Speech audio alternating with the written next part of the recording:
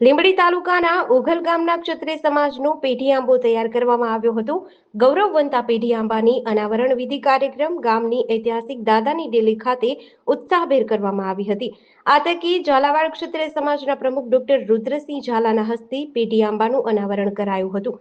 કાર્યક્રમમાં મોટી સંખ્યામાં ગામના વડીલો યુવાનો ઉપસ્થિત રહ્યા હતા।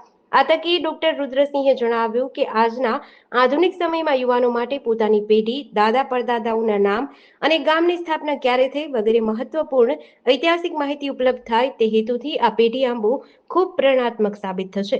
યુવાનો માટે પોતાના ભૂતકાળ અને ગૌરવશાળી ઇતિહાસને જાણવો અનિવાર્ય છે।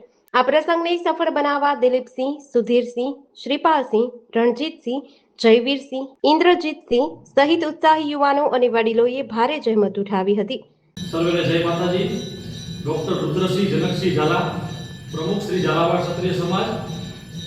આજે ઉગલ ગામ ખાતે સમગ્ર મારા પરિવારના વડીલો તથા યંગ જુવાન દીકરાઓ બધા અમે એકઠા થયા છીએ।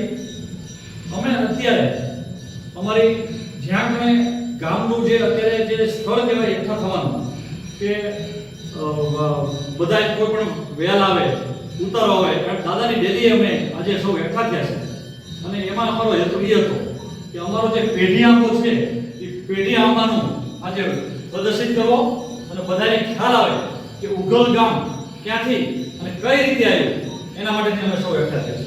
આપ સૌ જોઈ રહ્યા છો એમ કે હરપત દાદા અને શક્તિમાના અમે વંશજો હળવદ ગાદી સપાણી અને ત્યારબાદ વઢવાણની ગાદી। વઢવાણની ગાદીમાં રાજાજી જે 1686 માં થઈ ગયા, એમના દીકરા ભાવસિંહજી, એમના દીકરા માધવસિંહ, એમના દીકરા અર્જુનસિંહ, એમના દીકરા સબળસિંહ, એમના દીકરા લાખાજી, એમના દીકરા મોહનસિંહ અને ત્યારબાદ એમના જે 3 દીકરા હતા ઉગલ વડોદને કાર્યાણી, એમાં સામતસિંહ ઉગલ આવ્યા। અમે સૌ સામતસિંહના પરિવાર છીએ। આજના યુગમાં આ ઉત્તરોત્તર પેઢીનું ખૂબ જ મહત્વ છે।